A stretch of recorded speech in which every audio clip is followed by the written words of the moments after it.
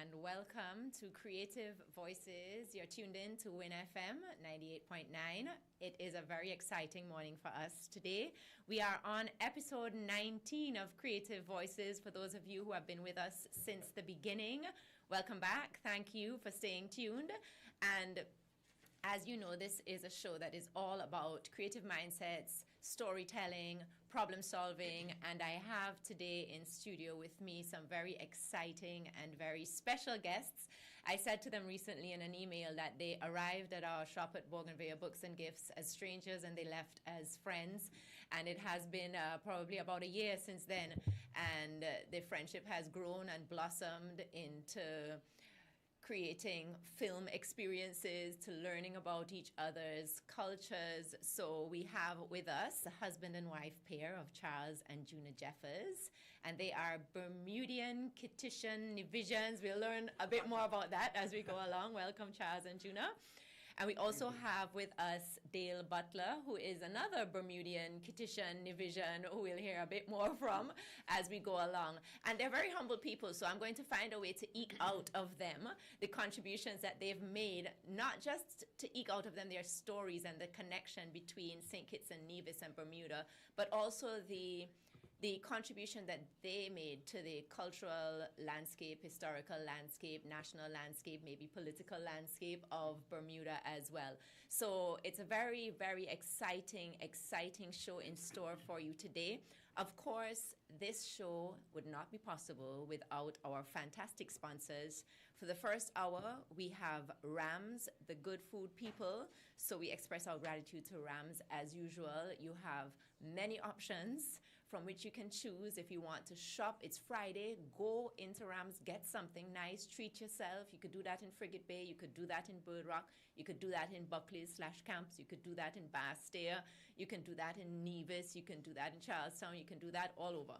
So Rams, the good food people, thank you very much for continuing to sponsor this program and making these conversations possible. We also have in our first hour together, We Achieve. Who can tell me what that is the logo for which company? TDC. And we usually have TDC on before us on a Friday morning as well. So you know that there are lots of specials, lots of wonderful opportunities. TDC is another company that provides a great service to this federation. So we're going to hear from our sponsors, and when we come back, we're going to jump right into this wonderful storytelling moment with our guests, Charles, Juna, and Dale. So listeners of Creative Voices, we are going to Bermuda today. So strap in, put on your seatbelts. It's going to be a journey. We'll be right back after this break. We're different. We're 98.9. 98.9. Win FM. Tea time, calling night, noon and morning. Tasty biscuit, just can't resist it. Tea time, calling night, noon and morning. Tasty biscuit, just can't resist it. And you can dunk it, you lick it, you taste it, you spin it, you twist it, you can mix them all together. It don't get any better. You can dunk it, you lick it, you taste it, you spin it, you twist it, you can mix them all together. It don't get any better. Anytime, whatever time. It's tea time. Whatever time. It's tea time. Snack on a delicious tea time biscuit anytime. It's tea time. More than 42 million cars from 19 different car companies are being recalled for faulty airbag inflators. Repairs are fast, easy, and free. The problem isn't with the airbag, it's with the airbag inflator. Because the inflator can rupture, shooting shrapnel through the airbag, which can cause serious injury or even death. Don't risk it, fix it. Please contact TDC Automotive Division to find out if your Toyota vehicle is affected by the Takata airbag recall. Visit or call us at 465-2511 in St. Kitts or 469-5430 in Nevis.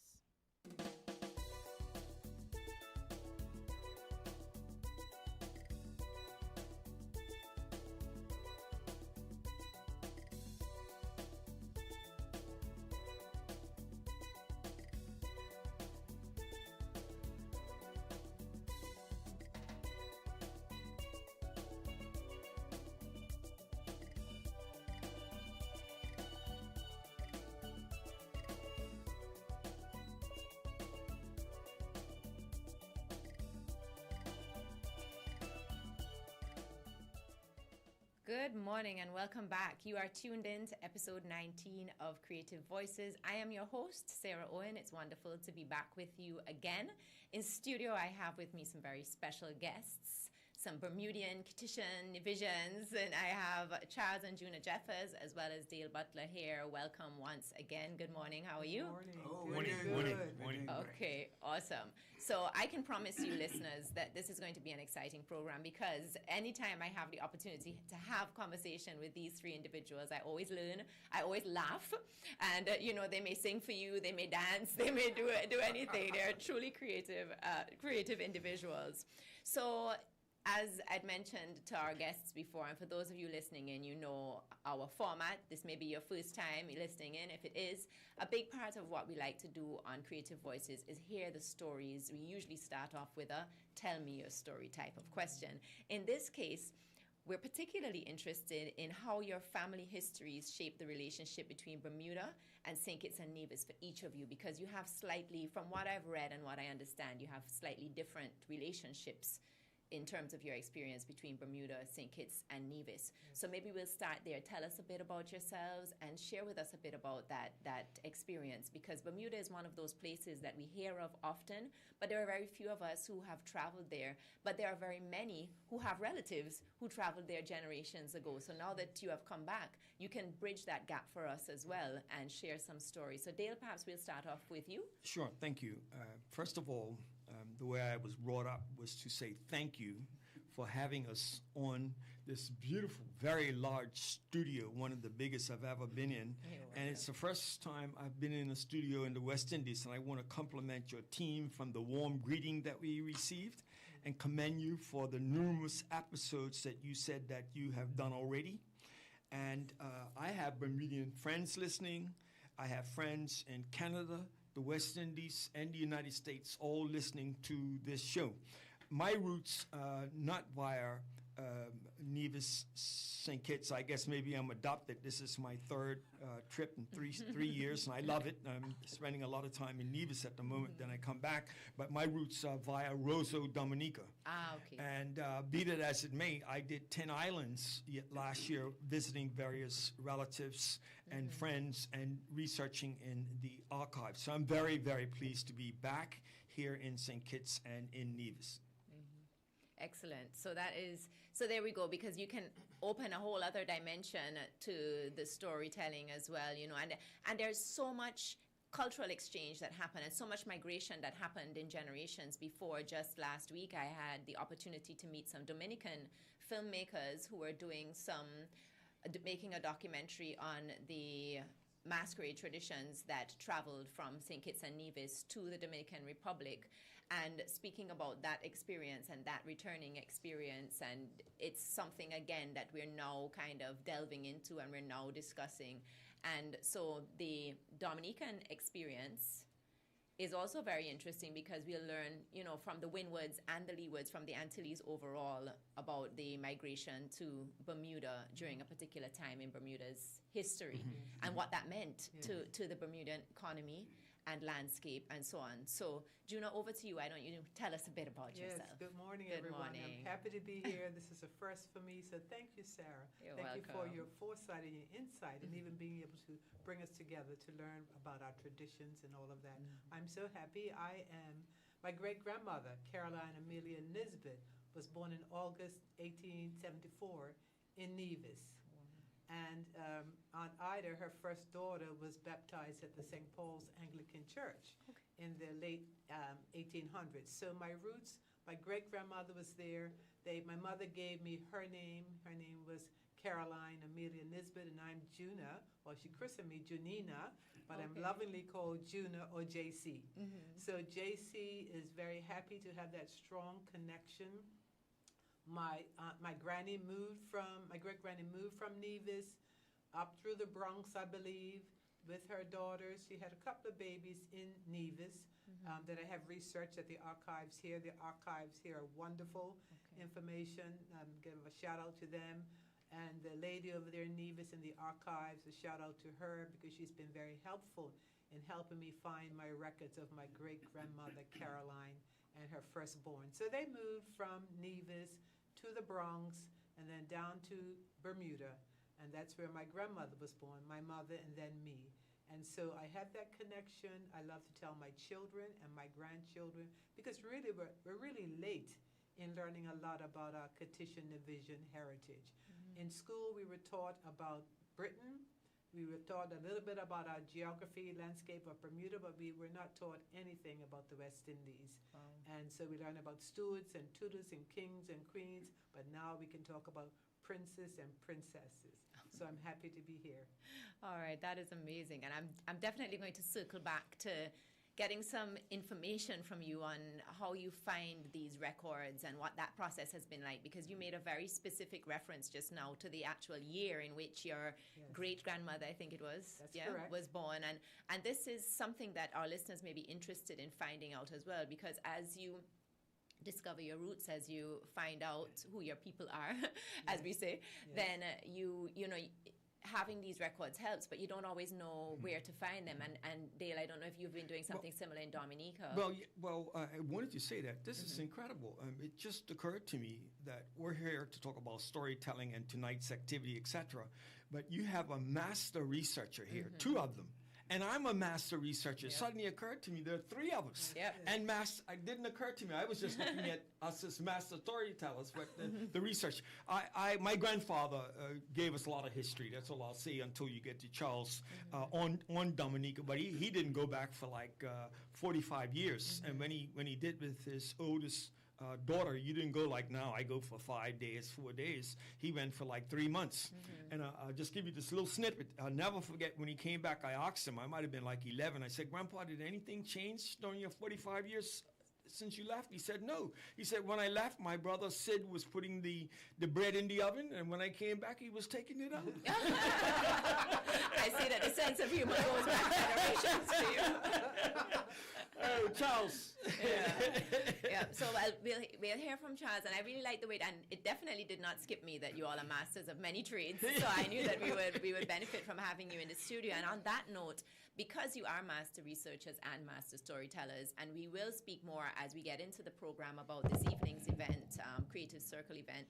But just to let our listeners know as well, if you're viewing on any of our online platforms, you'll see the phone numbers at the bottom of the screen.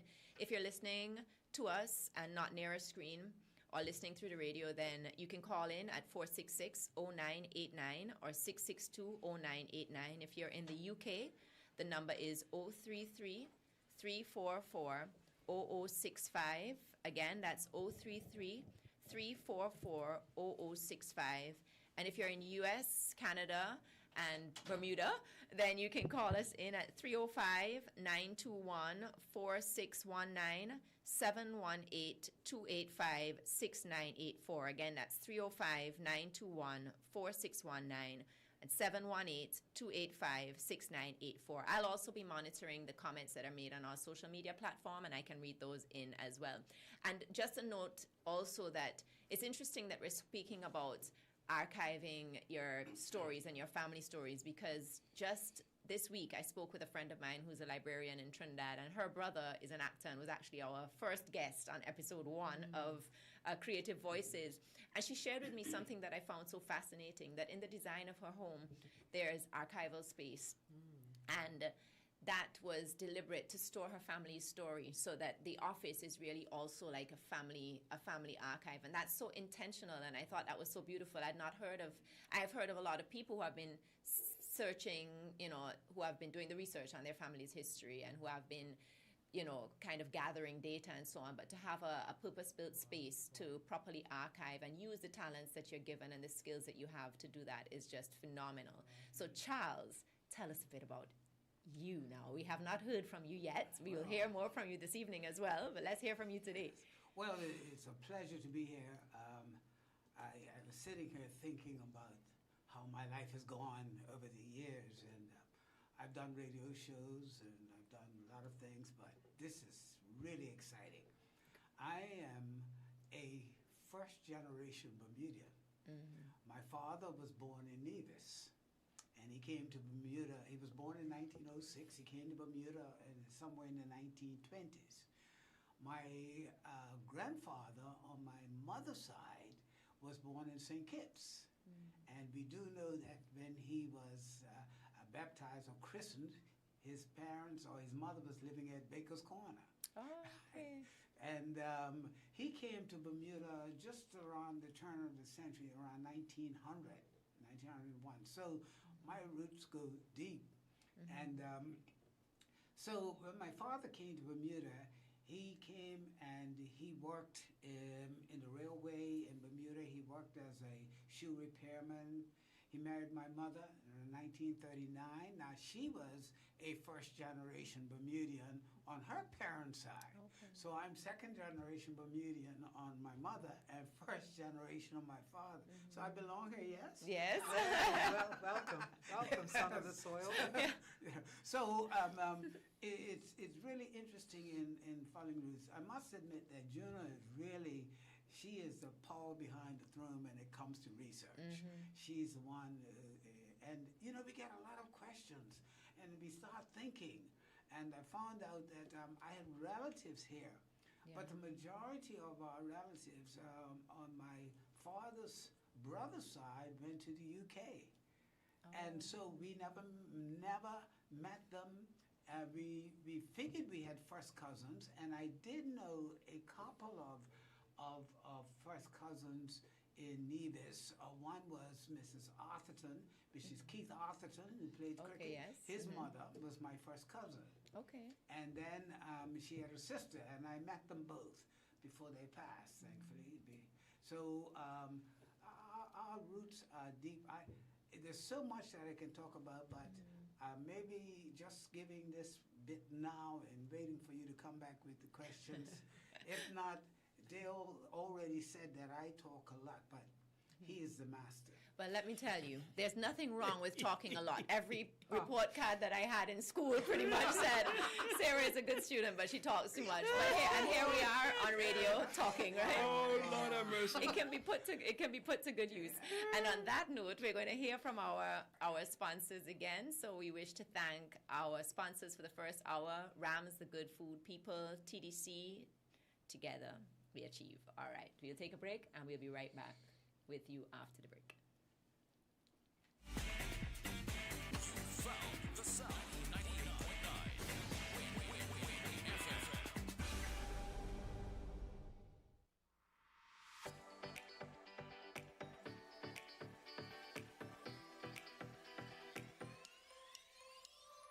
Rams the good food people, always there to serve you. Rams the good food people, locations right near you. Rams the good food people, in-store specials for you. Rams the good food people.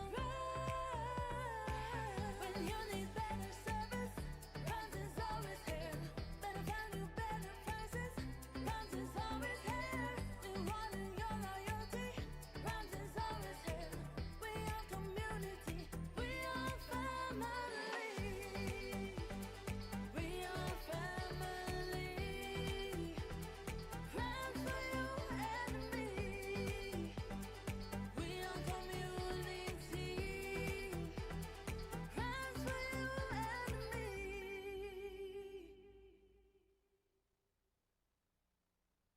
More than 42 million cars from 19 different car companies are being recalled for faulty airbag inflators. Repairs are fast, easy, and free. The problem isn't with the airbag, it's with the airbag inflator. Because the inflator can rupture, shooting shrapnel through the airbag, which can cause serious injury or even death. Don't risk it, fix it. Please contact TDC Automotive Division to find out if your Toyota vehicle is affected by the Takata airbag recall. Visit or call us at 465-2511 in St. Kitts or 469-5430 in Nevis.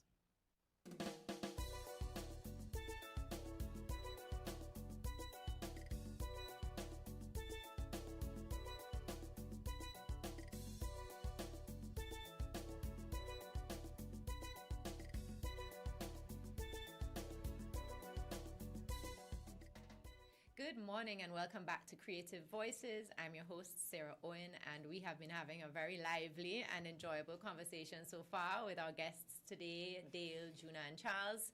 They are Bermudian, West Indians who are tracing their roots and sharing story with us here today. So we heard a bit about your grandparents, your great-grandparents. Can you tell us a bit more about notable migration patterns, or just give us a sense of what was happening during that time that created this space where there was that migration happening? And when people from the Windwards and the Leewards migrated to Bermuda, what did they migrate to Bermuda to do? So can you share a bit of that with us? Well, Bermuda, unlike a lot of places that England conquered, so to speak, or colonized, when Bermuda was colonized, there was nobody there. There weren't the Arawaks and the other Indians like you have in the Caribbean, and especially in this area.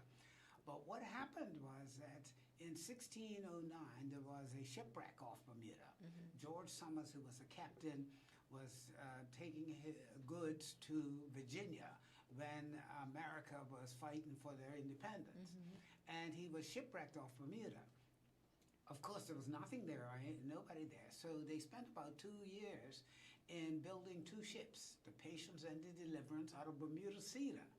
And then they sailed on to Virginia. So when they shipwrecked, they didn't meet any indigenous people residing in Bermuda. So they nobody. shipwrecked and there was nobody, and they built 2 ships while they were there? Yes. Yeah, except for, I was told there was a family there by the name of Jeffers. But everywhere I go. You had me for a minute. Yeah, there were no native tribes like they have in the islands, but I was told there was a family of Jeffers there. But you know, there, although this happened in 1609, there is an inscription at a place called Spittle Pond, and it had 1543 TF. It was assumed for years that this was a Spanish person who obviously was maybe shipwrecked or stopped in Bermuda on the way to America, right? And then Dale Butler, who happened to be the Minister of Culture in Bermuda, did some research and found out that it was really a Portuguese Okay. whose name, so they had to change a bit of history because Dale Butler did Yeah. Well some done, work. Dale. Well, it was really Dr. Edward Harris and a team of people and the Portuguese community travel months that came to me, and understanding and knowing the importance and significance of research, having and read it, and then you have to check with the civil service. We did it. Yes. Yeah, I just happened to be the minister there, and I was very happy to do it. And how did you find that the records that enabled you to determine? Well, Dr. Harris had done that extensive research. That wasn't like music is Bermuda is my forte and some other areas, but Dr. Harris had done that. I can't really remember. That's way back when I started, 2004. Right. Yeah, Yes. but basically Charles got it right on that rock. Yeah, but we changed it. We changed it. So yeah. there were Portuguese in 1543 who may have been shipwrecked as well. Yes. Or they might, or just passing by. Just Because passing by. remember, during those years, Bermuda sits out in the middle of the Atlantic Ocean all by itself, about 700 miles away from the east coast of the U.S. Called And Devil's Isle. Yes. Yeah. And so people would see a flash of light and take off because it was Devil's Isle. And then those who came close, they would hear this strange sound at night, which were the pigs that had swum ashore. So it got the name of Devil's Isle. Then it became even the Bermudas. We're going to the Bermudas. And at one point, they were even talking about calling it Jeffers Isle. People are going to go away from this interview thinking that you two are the emperors of Bermuda. Fix it. They're everywhere. So anyhow, what happened is that after they built the 2 ships, George Summers sailed on to Virginia and delivered whatever food they had for the people there. Then he sailed back to England, and then he was able to persuade the powers that be to let him colonize Bermuda for the British. So actually, Bermuda was really colonized in 1612, 12 years before St. Kitts and Nevis. Right? But since there was nobody there, the main people who colonized Bermuda in the first instance were English. But they bought 2 slaves. One was from Africa, and the other one was from the Indian tribes in the States, or America at that time. So I don't understand, and I've never heard this full story of why they selected these two to come. But apparently they were supposed to be doing pearl diving, but that never actually worked out. And so they tried farming. Now, as you know, St. Kitts is known for its sugar cane and so on. That didn't work in Bermuda. We didn't have the kind of soil and what have you. They tried tobacco farming. That didn't work very well. Had a So- bit of success, but not very well. Yes. Yeah. Right. And then, Yes. go ahead. Yeah. Onions? And then Oh. two things that we exported. Onions. We became known as onions. Onions. When And when Bermuda ships sailed into the United States, here come the onions. And then the Americans got very smart and decided to plant them themselves. And our crop fell. The second one was Easter lilies. Easter lilies. Easter lilies. In Oh, fact, beautiful. every year, Bermuda, the powers that be in Bermuda, actually sent Easter lilies off to England. To this day. To have the monarch was, at the time, they always got, around Easter time, lilies. And the Easter lilies, for our listeners, are those lilies that are orangey, kind of red, or they're white. White on the Yes. outside. Or there are some orangey ones Yes. and Yeah. some Yes. red ones. Yes, yeah, because but I'm mainly familiar with white. the red and orange ones Yeah, that bloom mainly only white. at Easter time. So Yeah. in Bermuda, the farming of the flowers is primarily the white Correct. Easter And lilies. it's so Right. lovely. Okay. Yeah? Yes. So now, if you start looking at, well, when did things really start to happen in Bermuda? Because of the proximity of Bermuda between England and America, Bermuda was about halfway. Right. So the British Navy decided to build a dockyard in Bermuda. So they came to Bermuda to build this dockyard, so they needed workers. So where did they go? They went to the West Indies. And they started bringing up people from the West Indies, mainly from St. Kitts, Nevis, Antigua, Anguilla, and Montserrat and Barbados. Okay. And with them came their culture. Yes. And in particular, in Dockyard came wooden houses. And then when the Americans built the base in 46 in so the dockyard was in the western end of the island. The Americans built the base in the eastern end of the island. And the Americans built wooden houses. And then when the base, when the British base in Dockyard, the dockyard where they were, fixing boats and whatnot, when they closed, the Bermudians asked, "Hey, boss, what you gonna do with the house?" The boss gave it to them, and they got them on their property. And then the same thing happened with the Americans. How did I do that? I spent 10 years and researched that history and did a book, one of the best-selling ones I had. It sold out in a hurry twice, on Bermuda and its wooden houses, which is nothing compared to what you have down here. But we were able to capture, I think I put that out 10 years ago, about 60 of them, probably down to about 20 now. Yeah. So they brought all of that with them.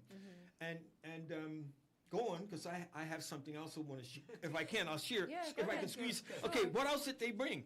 Food. But educators, preachers, yeah. preachers. His main That's what church, I the Church of God next to my house, started off in a wooden house, and Reverend E.B. Grant from Antigua came up and said, "Guys, we could do better." Formed a gift club, which is like a mini bank. Tried to get Marcus Garvey to come, and has built a church that had housing, because he saw Three that so stories. many three stories and a large basement, because Bermudians were having 8 to 12 children. I'm from a family of 8, so they had a large Sunday school, which later on Charles, as an adult, had a van that used to go and pick them up. But not, in addition to E.B. Grant, when I came home, the third book I did from university was on the life story, a short life story of E.B. Grant and his sermons. In addition to that, you had I'm going to mention Charles O'Philly and Mr. Yearwood. was from Freddie St. Hubert Kitts. from I St. from have- here, Kitts. I have a billionaire, I have Yeah? his obituary. a billionaire from here. Then you had So my he was from here and Yeah. he moved to Bermuda. Yeah. very cool. You would never have known. the This first man didn't have a millionaire. tie on. He had a ordinary little coat on. Didn't look like it came from your top store. Just a very quiet man who had actually asked my grandfather to partner with him when he was starting out to buy the first piece of land. And my grandfather came from a family that didn't believe in debt and said no. If my grandfather had said yes, I would have owned this station. He would have been a billionaire. I would have been a billionaire like Mr. Nimrod. But my favorite, if I can get to that, Sure. was Mr. Jean-Jacques Yes. from, I think, Montserrat. Jean-Jacques, Dominica. maybe Dominica, sorry, Jean-Jacques. French name. Jean-Jacques, I did a series of books called the Jean-Jacques series of books. Okay. And Mr. Jean-Jacques was one of my favorites because he came by the house. It had to be Dominique because they used to, in the wooden shed, after they had communion, they would come by and talk patois. About 10, 15 of them. They're talking patois, and my sister and I used to hide underneath the shed, underneath the floor, and we would try and mimic it. And when they heard some noise or somebody, they would stop. Like, they never figured out that we were underneath the shed listening. And then my uncle, he had, eventually, when he married, he had a shed in his yard, and the other uncle, we all had sheds. So I got a shed, too. We retained that. But Mr. Jean-Jacques was a commercial teacher, brilliant at English and math, but commercial subjects of shorthand and typing. And he used to, when I started writing letters, would call me up and give me guidance, never chastise me that there should have been a comma or a semicolon where I put a colon. He was very good at telling you how to do better. But in particular, this is a big point. We got lots of excellent, Miss Byron, who passed over on the boat. Millicent Byron's, her name is on the boat. She came from here. Mrs. The lady with the schools and for orphans. Millie Nevison. Nevison came. Miss Nevison. That's the But orphan down here. Right, but Mr. Jacks, he could make a recommendation to a Canadian university. You haven't passed any big degrees, O levels and A levels. If Mr. Jacks recommended you to get in for commercial subjects, you were accepted on his recommendation. So we had a history of getting some. Ines Dixon Yes. actually taught me in elementary school at 6, and I petitioned, and a wonderful, wonderful woman. I feel it in me now. I ended up being a principal of the worst school in the world at 28, and she was my counselor. I mean, counselor for the children and me. But when she saw I was depressed or out of it, we would have a prayer. We would have a prayer. Come in, Dale, come here, we're going to have a prayer. But she was an outstanding counselor for me and the students, and taught. You could go to her right now and say, mathematics and English, the teacher's not there. Now they have a substitute that's paid for to be there or close by. She would just take the class. So I thought I would add that. Go ahead. I want to Yeah, jump that's in with fantastic. one. Before we Yes. jump in, we're going to take a break to hear from our sponsors, and we're going to come back. And I think that our listeners can, and I certainly am really enjoying hearing how many notable individuals there were in your lifetime in Bermuda making contribution to the development of the nation. So thank you very much for sharing that. And clearly there are a lot more that we can, and I'm seeing that those connections between the two, even if we're telling the story now, but the story lives in the architecture, as you just shared, Dale, in the cuisine, Yes. in the language, Yes. in the education, in the systems, I'm sure, that are passed down. So we're going to take a break. We're going to hear from our sponsors. And we are grateful again to Rams, the Good Food People, and TDC. So if you're doing your shopping, make sure that you have them on your list today. We're going to cut to a break now. We're different. We're 98.9. 98.9. Win FM.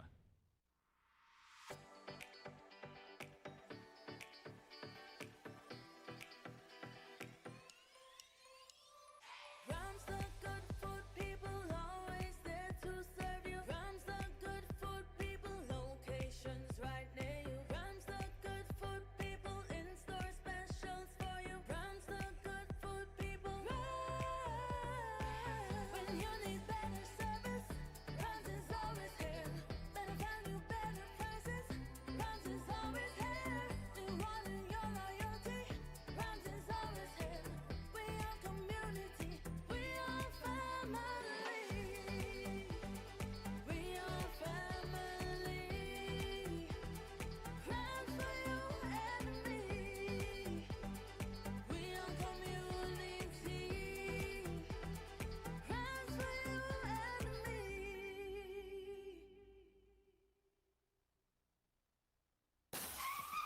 Tire treads gone?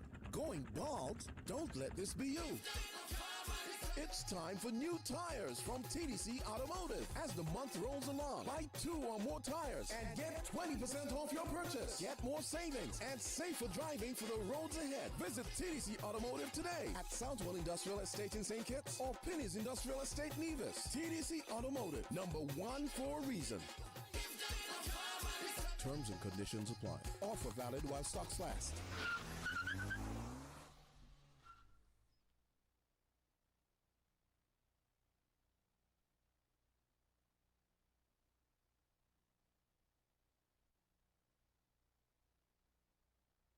Heritage matters to me.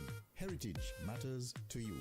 Join me, Percival Hanley, this coming Friday and every other Friday at 10 a.m. to 12 noon for Heritage Matters on Win Media SKN 98.9. Heritage matters to me. Heritage matters to you.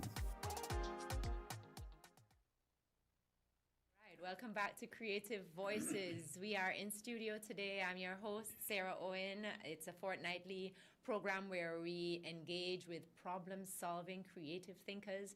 We have in studio today Charles and Juna Jeffers and Dale Butler. We have been traveling with them to Bermuda.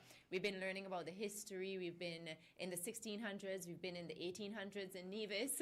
And we have been in the 1900s. And we've been coming forward as we learn a lot about this country that is quite unique in many ways, in that it overlaps and has similarities with many other places, but then it's perhaps geographical location. And then also, I mean, I think for me anyway, it's the first country that is sort of within our geopolitical landscape that I've heard of exporting onions and lilies, as you know, like you hear tobacco, sugarcane, coffee, you know, these types of crops, but it is already unique in that regard.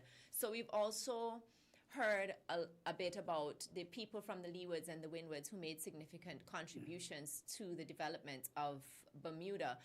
And this is really significant. It's very important. And I know a little bit about why this is especially important, because I had the privilege of interviewing Charles in the past. So I learned a bit about what the socio-political landscape was like in Bermuda during that time. So perhaps if we can transition now to you all also telling us a bit about what it was like growing up in Bermuda for you. What was school like? What was, Dale, you just shared with us an interesting, and I imagined it as you told the story of sitting below the house and listening to Dominicans after church speaking in patois and Creole and so on. And, you know, so I'm trying to create a visual here, but if you can share with our listeners so that they too can do the same, a little bit more about what, for you, a few decades ago, growing up in Bermuda was like, and maybe is it how it might be different now,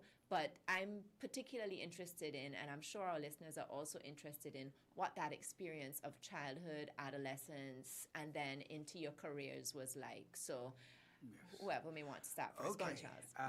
As I'm the oldest here. All right. You take. I'm gonna pull rank. That's right. That is right. Deservedly Well, so. you know, I was born in the 1940s, the early 1940s. That was before cars, before television in Bermuda, before a whole lot of things. And it was a very interesting thing. My father, who died when I was 8 years old, so we didn't get to spend a lot of time. But I learned a number of things, and even after he was gone, although my mother had never been to the Caribbean, she was able to fill me in on the number of things. All right. But we have a Yes, call, so we'll just okay. take the call and then we'll go back to you, Charles. So good. Oh, good.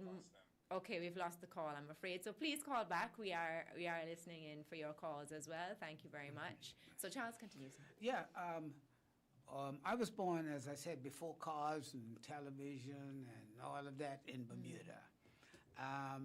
It was a very interesting thing. On Engle Street, this is the street where Dale was living, and I want to just highlight something about that Church of God building.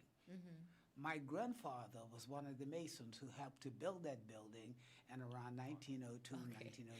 Our call is back. Good morning. Good morning. Good morning. You're live on Creative Voices. How are you? Oh, live. I'm good, thank you. I'm good, thank you. Greetings. Salutations, as my dad would say. Oh, wonderful. They might recognize the voice. He has recognized the voice. Yeah. Good morning, parents. I'm the youngest son of Charles and Juna. Wonderful. A friend of Dale's, and I just wanted to firstly say hello and greetings from Canada. I'm up in London, Ontario. And I just wanted to add to the conversation, if I could, and esteem my parents and Dale Butler, who's a good friend of mine. I consider him a friend. He's had me in some of his productions, and they're all great historians, as well as researchers. My mom is particularly very big on researching, and have got me interested very much so in my roots and culture. Excellent. And St. Kitts and Nevis in particular. I've been there a few times and had the pleasure of having my wife with me the last time that I was there. And we really, really enjoyed it. In the midst of getting my paperwork together, Mom, I know you're on it, to get my citizenship there, and looking, God willing, to actually move to St. Kitts or possibly Nevis. In a couple of years' time. So I just wanted to, once again, give esteem to these. You've got some great people from some of Bermuda's the best.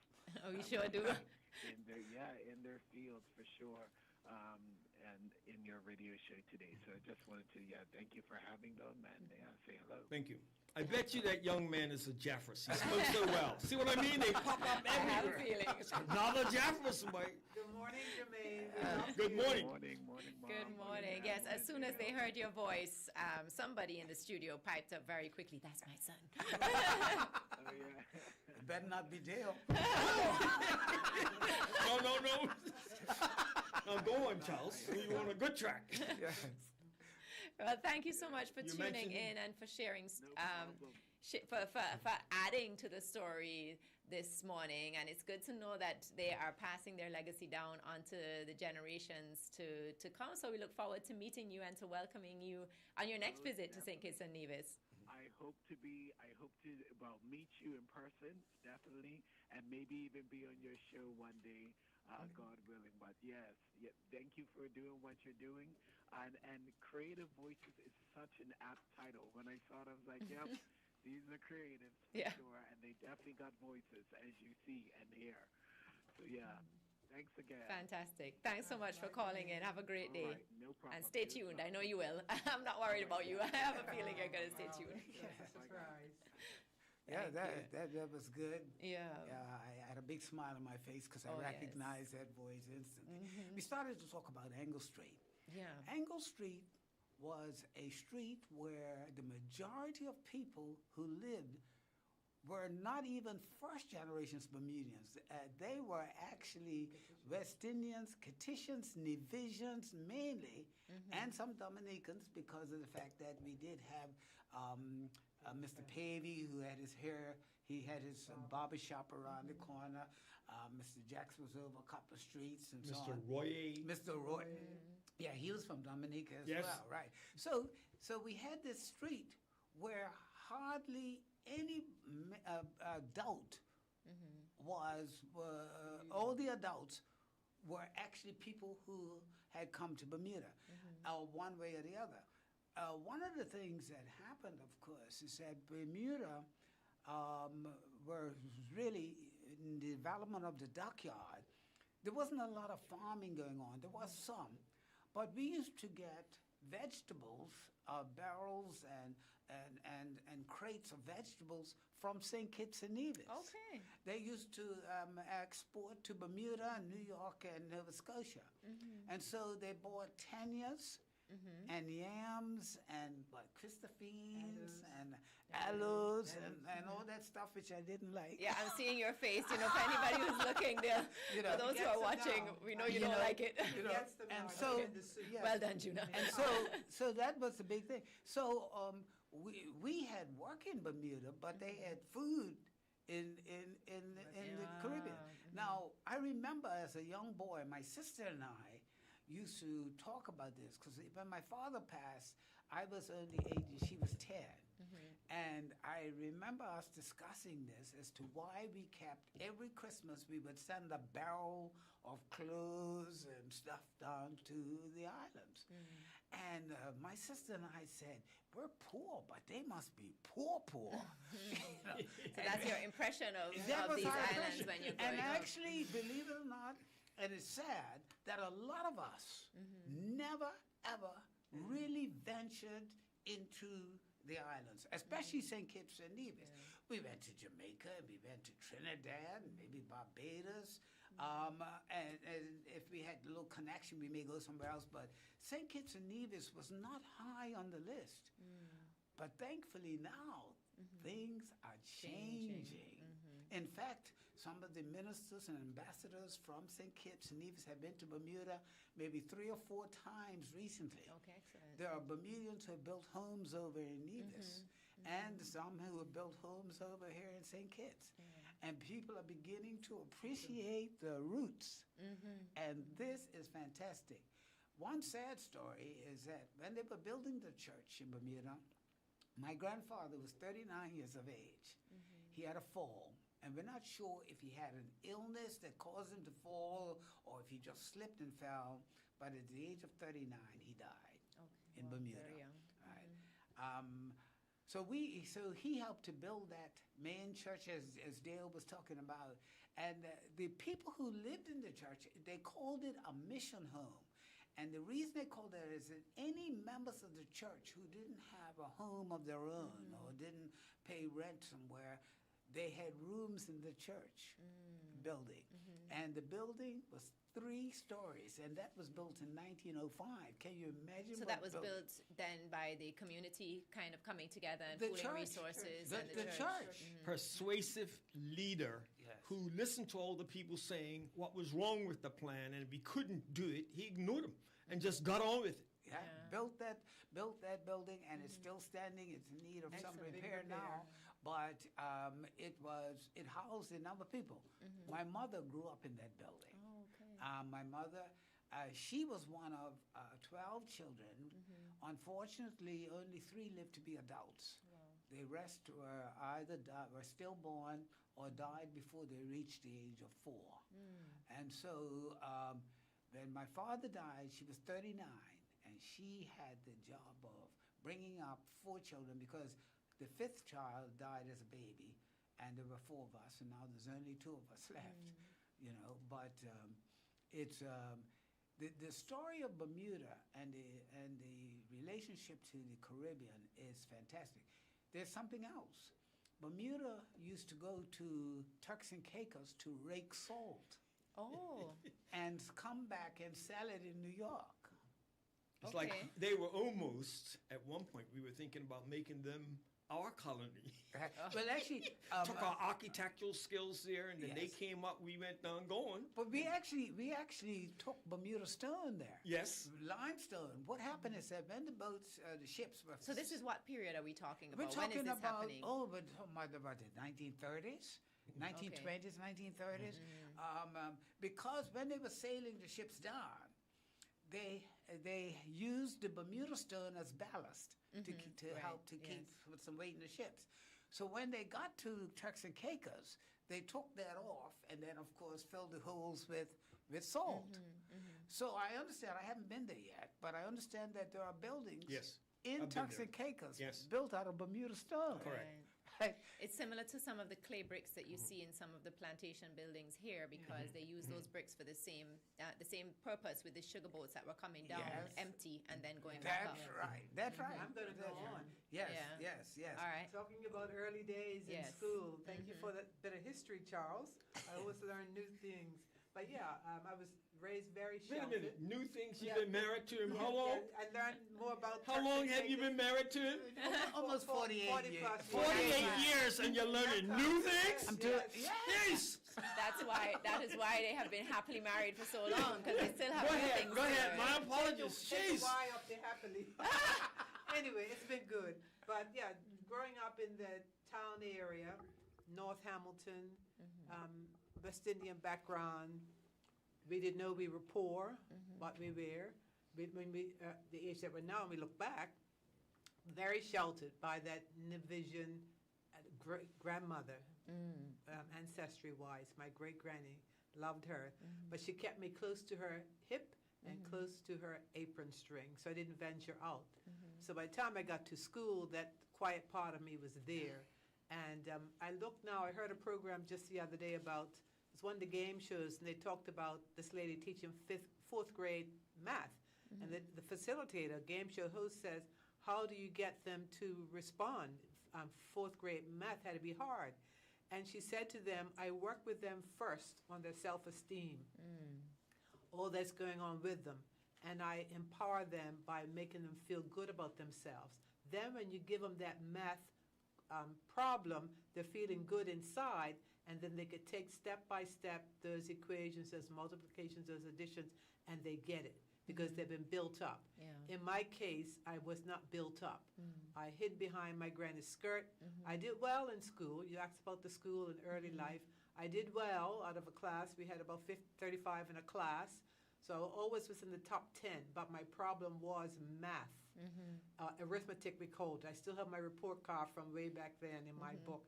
But I had a situation where I had to sit around a table with some educators who were trying to teach Afrocentric math and English to the Bermuda children. Rather than learning about kings and queens and what have you, count the amount of loquats, count the amount of watermelons, add them up. And so while I'm around this table, I'm thinking, why am I here, to the facilitator? Because all these teachers were there. She said, Juno, we need you. And so we had to introduce ourselves around this table. And the lady to my left said her name, who she was. The next lady said, I was Juno's teacher. And I was afraid of her. She said, I was Juno's teacher, but Juna, I'm sorry. And when she said that, I'm thinking, what are you, and I was still, this nervous little child was still inside of me. Why is she saying she's sorry? She went to England, she learned to be, started to be a teacher, she came back and she taught the English that we learned from Britain. All those ABCs and 1, 2, 3s, but we did not do an Afrocentric part of our education. So she felt she could have helped me a little bit more, because I had an incident with her in Charles's business where I had to count money, and math and arithmetic was not my thing. And she came in on a lunch hour to pay her money for this plan. I was on the desk, not normally, and I had to take this money from her and write on a coupon. Do you know what I did? Because that little child was still there. I said, excuse me, Miss Christopher, I have to go to the washroom. I don't know if it was the second person, but it was a fear. So when I think about education, and Dale's an educator, and I've learned now to mentor young children, even here in St. Kitts at church. I pull them aside, thinking about social and community. After church, everybody gathers. I say, how you doing? I'm Sister Jeffers. I'm Juna Jeffers. Who are you? And they may tell me their name. If I ask them a question, they do it like this. I said, talk to me. So in a sense, I'm talking to young people here in St. Kitts, boys and girls, in a different setting to try to empower them, because I knew that I had missed that. And as you grow up, you learn to give back what you have. So I'm thankful for my early beginnings, because it made me who I am today. Indeed. So that was in your, so that story that you shared with mathematics and your teacher and so on, that was in primary school? Correct. Or that was we call it elementary school. Yes. So you're in your school system, you had elementary school, and then you went on to high school. And high school in Bermuda. You start at age 11 or 12. Yeah, and you have your graduation after 3 years, then you go back and do 2 more years for academic or commercial subjects. Now, that's for the girls' schools. Yes. Now, up until the 1960s, say, the public school system was segregated in Bermuda. Well, that's very interesting as well, because that was not the case in the right. English-speaking Caribbean. So we're going to take a break, because can you imagine that we are now jumping into our second hour already? Time flies when you have fun. It's the truth. So we are going to take a break, and we are going to hear from our second hour sponsors. So we wish to extend our gratitude to our second hour sponsors, Horsefords. Try Horsefords first, another wonderful company in the Federation of St. Kitts and Nevis that caters to almost all of our needs. So you can get your groceries from Horsefords, you can buy your car from Horsefords, you can buy your furniture. you can buy your furniture at Horsefords. So try Horsefords first, and we also have in this second hour our sponsors, Bougainvillea Books and Gifts, and we have something very exciting happening at Bougainvillea Books and Gifts this evening, in that we will be screening an interview that was commissioned by none other than Dale. It was produced by New Age Productions, and it is featuring a very interesting story told of his life, or parts of it, by Charles Jeffers. So everyone is invited to that. It's at 5, between 5 and 7, at the Shadwell Great House this evening. So our sponsors for the second hour are Horsefords and Bougainvillea Books and Gifts. So we'll hear a little bit from them, and then we'll be back. WINN is 98.9. 98.9 is Win FM. Come, build with us at Hostels Building and Nevis Centers. We don't just sell materials, we help you build your dreams. Whether it's a new home, a renovation, or a DIY project, we're here to make it happen. That's why we say, build with us. From foundation to finish, come to our stores where we have the best in building materials, hardware, tools, paints, expert advice, and more. Whatever you need, you can count on us. So if you're ready to get started, build with us. With Hostels Building and Nevis Centers, you're not just building a structure, you're building a future. Let us help you create something amazing. Dream with us, plan with us, grow with us, build with us. Come build with us at Hostels Building and Nevis Centers today. Build with us at Hostels.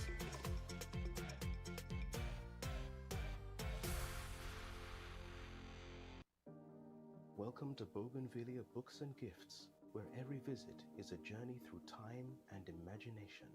Step into a world of literary wonders at our boutique bookstore, where every book tells a story and every corner holds a treasure waiting to be discovered.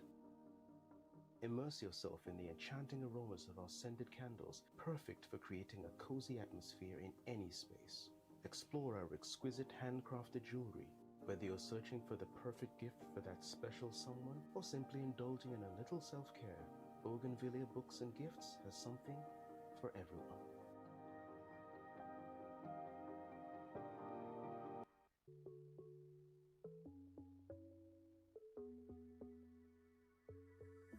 It's the energy of we people, something pulsing inside. It beats in every soul, a feeling we cannot It's always pushing us forward, the limit up in the sky. There's rhythm in how we flow, a rhythm that can't be denied. It's in the feeling in how we talk. It's in the meaning in our spot. It is the thing that sets us apart, who we are. 'Cause the rhythm of life keeps bumping.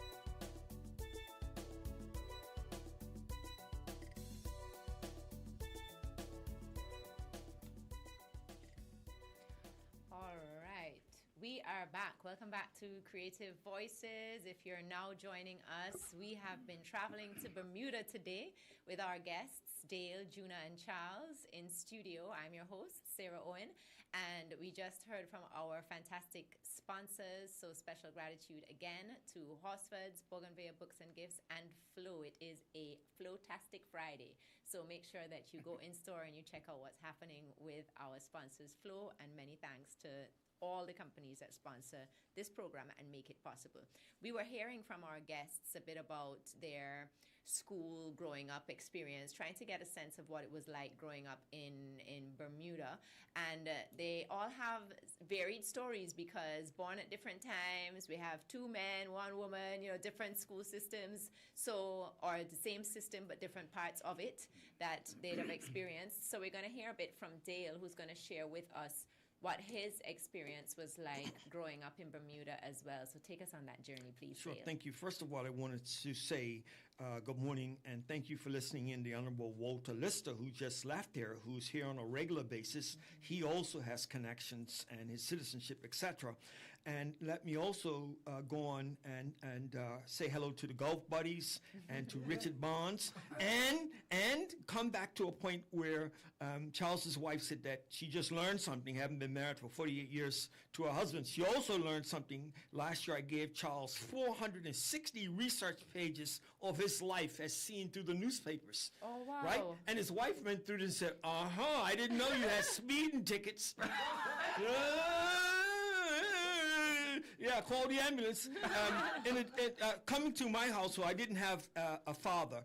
I had a very wonderful mother who was the prettiest woman on the block, and I have at 3 going to church looking miserable with a bow tie, which I wore the entire 18 years I was a principal, and I wore that bow tie when my mom passed. I hadn't worn it for years. I had a wonderful childhood, and but I was brought up mainly by my grandfather, and my aunts and uncles. Discipline was important, and it was raised that we were sheltered. I never thought of us as being sheltered, but we were. We were protected in that you could not just walk to the neighbor's yard. You had to get permission. You couldn't just walk into town. Working class as well, but we compensated because we thought that the black middle class were doing certain things. I thought my mom said the black middle class had dessert every night. So, when I married into the middle class, my wife said to me, why are we having dessert every night? I said, well, when I was growing up, we were told that you had dessert every night. So she didn't. She had dessert once a month. We had dessert every night. A tiny piece of wedding cake, which they cut into fingers, they cut into quarters, and we got a small piece of that. We were happy. We had no problem with food because we grew it. And then schools also had gardening programs, and so when I became a principal, chess was compulsory for 2 years, and gardening was compulsory for 2 years. Awesome. In addition to that, the biggest part, with over 110 churches in the island now, probably about 80 then, church played a big part. I learned my politics in my church to the extent that I was told by one of my mentors, Mrs. Fabler, that you could make a motion to get this subject off the agenda. You're going backwards and forwards. Make a motion to decide if you're going to do A, B, or C. You can make that motion. You can speak against your whole motion to get rid of it, right? You can speak against your whole motion. I didn't know that. So I learned my politics in the church. You couldn't get into the school choir at Central School with 40 in the class because of one lady. Mrs. Scott. Edna Mae Scott. But her husband was from Jamaica. Yeah, Victor. And she was from Jamaica. Both of them. They named the school after him at the end. He was strict. He just, in school in those days, the teacher just had to look at you and you wet your pants. Unbelievable. Serious I mean, discipline. pure. Teachers had no air conditioners. All these fancy boards they have now had nothing but chalk and dust. And 40 children in a class, dead quiet. Timetables. We used to sing them were important. Spelling. I would go home I couldn't understand this one. Go home with 19 out of 20. And it wasn't good enough. Every uncle that came through that door, 3 of them, and 3 aunties that came through that door, I had to spell that word over. And then go to church where the minister talked about it's a catastrophe. And you had to write it down, K-A-S-trophe. And then learn in the dictionary. There were standards in our houses all over. And Mrs. Scott, coming back to her, whenever she sees you, when she was alive, she would say, were you in my choir? I was one of the few boys that got into the choir. Then went on to Berkeley, where boys don't go in choirs. I went into choir at Berkeley because all the pretty girls were in the choir. Stupid boys. But that was important. Now, coming to our childhood, we got our gumbays, which here you call masquerade. We have them in Bermuda, and they've been down here. In addition to that, gingerbread. I proposed to 3 chefs this week because all 3 of them in different restaurants. I hadn't had gingerbread like that since my mom passed 15 years ago. We're losing all those recipes came from here. I even wrote a play based on my experience in gingerbread. What's it in Ginger and Nevis? What's it called? Gingerland. In Gingerland, the play was called There's a Rumble in the All Saints Gingerbread House. And of course, at the end, we served Gingerbread. This time of the year, and I'll close on this. This time of the year in Bermuda, we're making kites galore, and they're hummers and buzzers, and we put pulling loops on it, and fighting loops on it, and mounting loops on it. All came out of the West Indies from here. In addition to that, we played marbles and tops and hopscotch, and in addition to that, as the skipping and other things and chasing. The one where I spy with my little eye, hide and go see. All those things are gone. Thank goodness Shirley Pearman did an outstanding book of those things. But my last point is, in Easter, at sunrise services 6, the Salvation Army coming down the hill. Everybody's outside. Today they go outside in their pajamas. They catch planes in their pajamas. You wouldn't dare go outside your house in your pajamas. You went outside dressed smart, like you're going somewhere. You weren't going nowhere. But you went out to see the Salvation Army band come down. And then you couldn't fly your kites or play marbles and all those things until 3 o'clock, because it was said Jesus was crucified at 3. In addition to that, you had fish cakes. Yes. And you're talking to the fish cake king who won the competition 20 out of 30 years. The Queen of England even had my fish cakes. And I got a wonderful letter from her. I thought she was going to knight me. Lord Fish Cake. They were served or Sir Fish Cake. But wait a minute. Husband on Valentine's. Who made them? You did. Oh my Lord! And guess what? He brings a violinist into his wife's office at the bank to play for her on her birthday with my fish cakes. So we told our audience that you were creative. We had chasing along. We didn't have weight problems because Bermuda is the only country in the world to have banned McDonald's. We have one KFC. And they took it all the way to the Privy Council. We didn't want to see our own native restaurants disappear. But we didn't have a weight problem because we were chasing each other. We were in the yard. You're talking about then and now. They're on the fence, on a couch. We were running all over the neighborhood. A neighbor could look at you, and you had to go get a message for her. You had to go to the supermarket, and she didn't write it down for you. You had to remember the 10 things. Yeah. In addition to that, my last point is this, also coming up from the West Indies, nicknames. I have 3: fish cakes, bungo, and mayonnaise, because I used to put mayonnaise on my cake, on everything, you know. I used to put mayonnaise in my milk. And everything, so they call me mayonnaise. And Charles, what's your nickname? I never Yes, you do. Anybody. You have a. Yes, I you do. I have a nickname. Your nickname from squash. No, What's your nickname from the squash? nickname from squash. It's what? I can't remember. What is it? Springboard. Springboard. At his age, he could beat younger people at 19 and 20 because he was a springboard after the ball. I see that energy. Well, goes all my the way parents back. gave me a nickname. Yes. But my mother told me that they had to stop calling me by the nickname because even as a young baby, I must have been by 2 or 3 years old, I would not answer to it. So my wife doesn't know what my nickname was. Oh, she's learning Share a lot it today. Share it today. Charles, tell us now. Judah looks a bit nervous. I don't. Charles. Charles. I don't think my sister The phone knows. is ringing, Charles. I don't think my sister knows. Oh, jeez. So I have to tell my sister first. So we're gonna have to hold on. We're gonna have to stand by for that, folks. I don't think we're getting that nickname But, today. I want to talk a little bit about the segregation in Bermuda.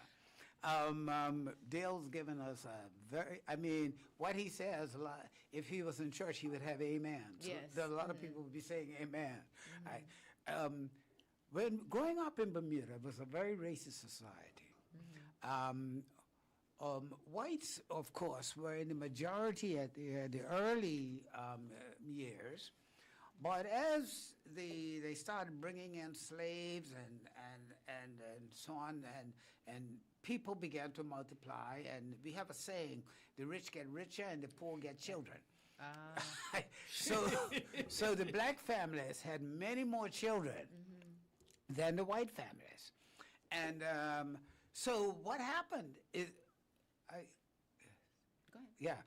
so what happened is that you find that because they decided to segregate the schools, there were white elementary schools for government schools, and most of them were in better condition than the black elementary schools. And it was not until the 60s, the late 60s, that changed. There were a black army and a white army up until 1965. And that, and of course, these armies amalgamated and became the Bermuda Regiment. But as a side story, Haile Selassie came to Bermuda. Did a book on him too. Go ahead. In 1965. This was early in the year before the armies amalgamated. Now, the government of the day was in a tough position. They couldn't take this all-white army band and troops down to the airport to greet Selassie. So what they did, they got the two groups together for the first time. That was the first time I ever slept in a barracks with a white guy. Wow. We were in barracks and we were all mixed up. This was the same year that they were going to amalgamate.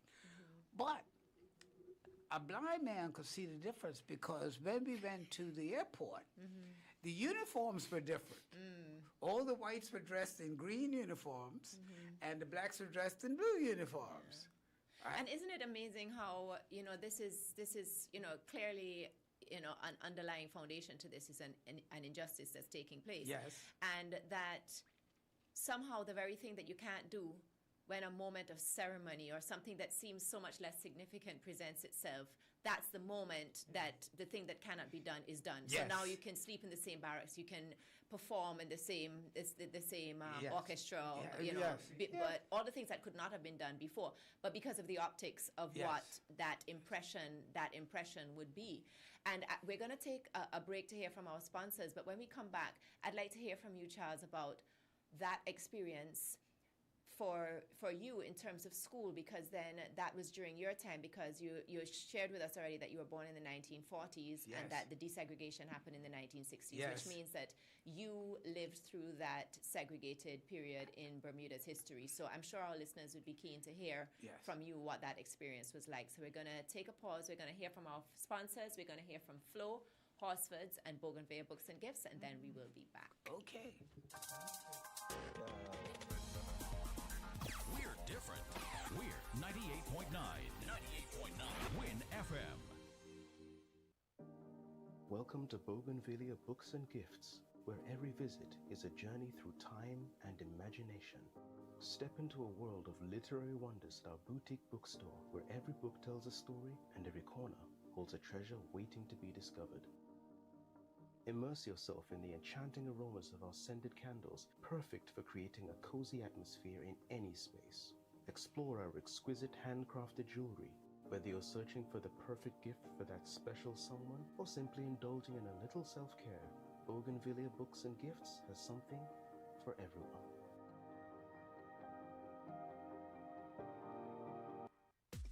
Come, build with us at Hostels Building and Nevis Centers. We don't just sell materials, we help you build your dreams. Whether it's a new home, a renovation, or a DIY project, we're here to make it happen. That's why we say, build with us. From foundation to finish, come to our stores where we have the best in building materials, hardware, tools, paints, expert advice, and more. Whatever you need, you can count on us. So if you're ready to get started, build with us. With Hostels Building and Nevis Centers, you're not just building a structure, you're building a future. Let us help you create something amazing. Dream with us, plan with us, grow with us, build with us. Come build with us at Hostels Building and Nevis Centers today. Build with us at Hostels.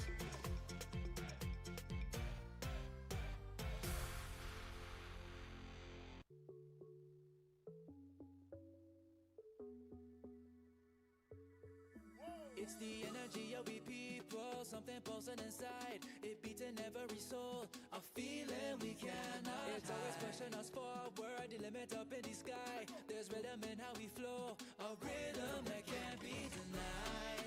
It's in the feeling in how we talk. It's in the meaning in our spot. It is the thing that sets us apart. Who we are, 'cause the rhythm of life keeps bumping. Together going strong, no matter what, we keep things flowing. The people we will go all in. Our hands up in the sky, celebrate and come let your rhythm flow, flow, flow.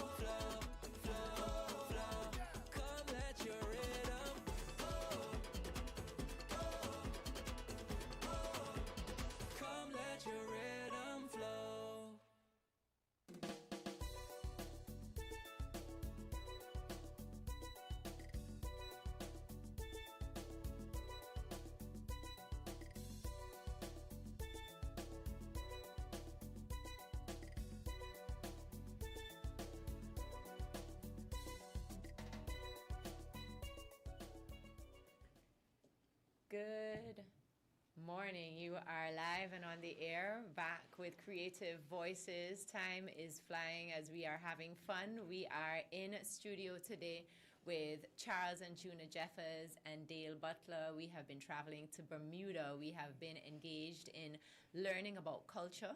We have been engaged in learning a lot of history. And sometimes we think about certain histories as having occurred before generations who can still share with us their lived experience of that story. So, Charles, you had just started to share with us some of the realities that were still occurring in Bermuda that had already ceased to exist in the West Indies. So, if you can share with us a bit, you were speaking about segregated army, having a black army and a white army, but also in the schools. So, if you can share with us what that was like for you. Okay, one of the things that I should mention, that the Black Army never had a black commanding officer. The commanding officer was always a white person, a white man. And even when the two armies came together, it took a number of years before we had our first black commanding officer. And what were the roles? So while we're on the army still, so if you have two armies, what's the population of Bermuda like at this time when you have these two armies, and what roles are they undertaking? But before we go there, we have a phone call, so we'll just listen to our caller. You are live on Creative Voices. Good morning. Good morning. My name is Walter Lister, and Flames, we are not I hearing had the the caller. opportunity. Pardon? Okay. You can try again, caller. Yes. Yes, hearing you now. Sarah, I had the opportunity to meet you at the National Trust lecture a few weeks ago. Yes, I hoped I hoped you'd have been here for today. Yes, I've had the opportunity to live in St. Kitts for the last 15 years during the winter months, and it's been a great experience. I've enjoyed it.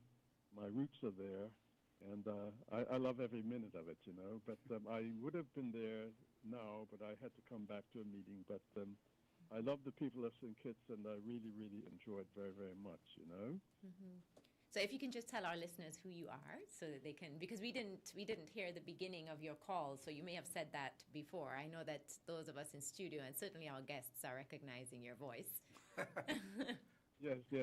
My name is Walter Lister, and I live in St. Kitts for the last 15 years through the winter months, you know, and I've really enjoyed it. I've met many great people in St. Kitts, and I love being there.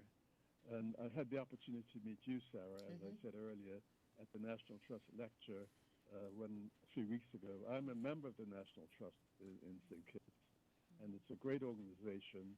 And I'm sitting here in Bermuda today listening to Charles and Dale and Juna, and it's a great experience. Charles has a chair on his porch, which he leaves out there just for me to come to. That's so true. But it's a great experience there, and I went to St. Kitts the first time in 1977.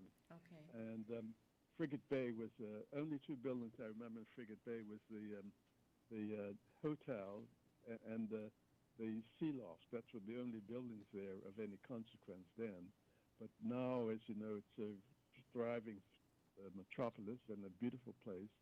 And I got my citizenship. I went to visit Mr. Bradshaw, the Prime Minister of the day, and we talked on a number of things.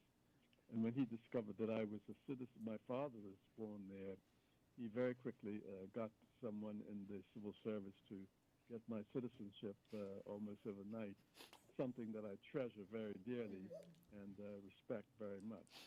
I just want to thank you for allowing me to get on, because Charles and the rest of the Bermudans here are making a valuable contribution, and I'll go back to listen. Thank you so much. All right. Thank you very much for joining in. Let me just inform for people who don't know, Mr. Lister is one of the most well-respected former politicians, minister, businessman in Bermuda, and still has his heart into helping the country in any way he can. long-serving, fantastic. long-serving person, and the deputy speaker of the House. That's correct. Yes.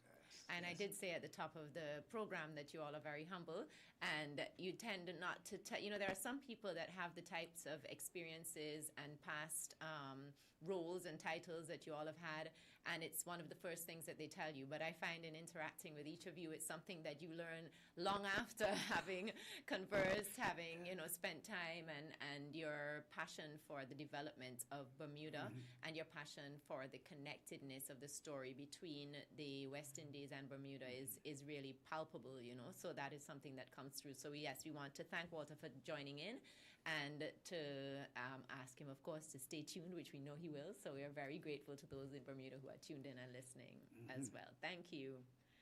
All right, so Charles, you were telling us about the army. Yes, well, the interesting thing that happened with the band, and I played in the band for a few years, is that we had a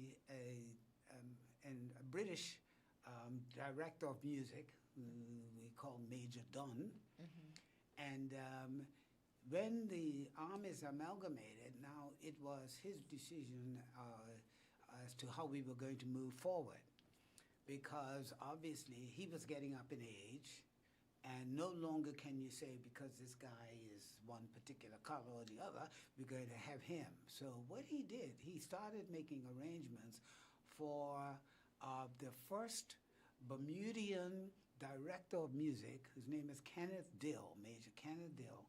He went to Nalla Hall, which is in England, and he studied there for 4 years. Wow. So when he came back as the bandmaster, and of course he was elevated to the director of music.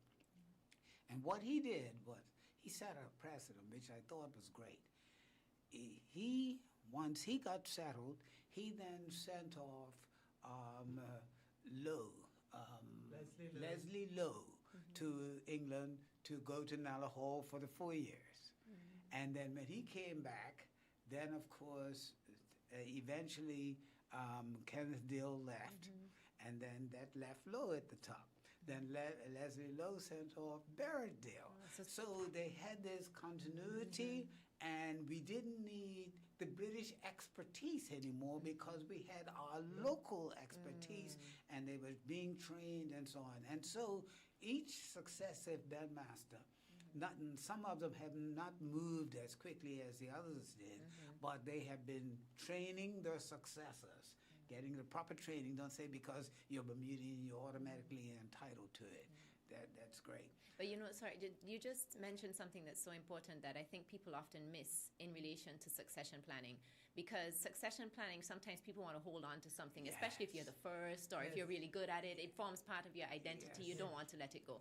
But there's a moment of empowerment in what you just shared. And that succession planning was also legacy building. And it's also a moment of breaking free from something that was that was really, but was traditional in a negative sense, because not all traditions should be maintained, Yes. So this is really, I think, a really very powerful way to look at succession planning, which is something that even today a lot of people, companies still struggle with, leaders still struggle with. But that vision of, okay, I'm going to do this, and when I'm finished, as soon as I'm finished, somebody else is going to come behind me, so that when I can no longer do this, they can step in and do it. And that way we are self-sustaining, so that is really very visionary. But the good thing about it is not like these guys were getting old. It's just a matter of that having that plan so that these young men can come behind. The unfortunate thing with the Bermuda Regiment, as there are still some pockets of racism in Bermuda, too. And it's not sort of overt, it's sort of kind of underneath. But all of these young men who've gone off to Nalla Hall and gotten this have all been blacks. And the majority of them would have West Indian heritage, and mainly St.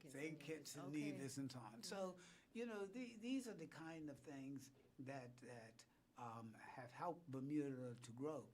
There's one thing I wanted to mention, when Dale was talking about the schools system. There was a lady by the name of Millicent Byron. Millicent Byron was not only a teacher, but she was also a poet. In fact, I read one of her poems at one of the concerts from the St. Kitts Music Lovers Association.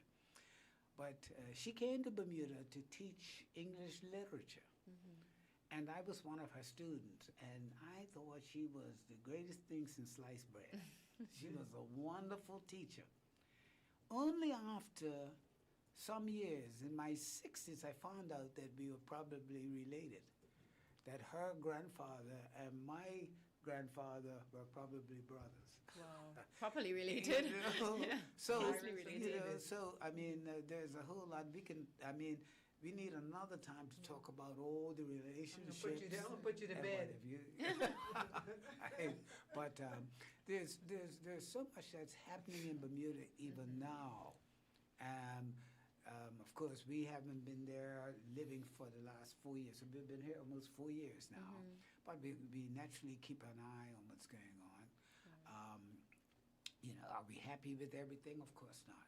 We never will be happy and satisfied with everything, but are we moving in a good direction?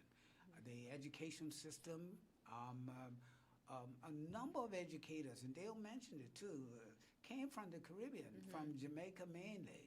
So back to your school days then. So a lot of educators, Dale, you shared with us the impact that a lot of the educators had on you, and that level of professionalism or that level of discipline, and that came based on your telling of the story and my imagining of how it was, that came with them from their islands in the West Indies up to Bermuda.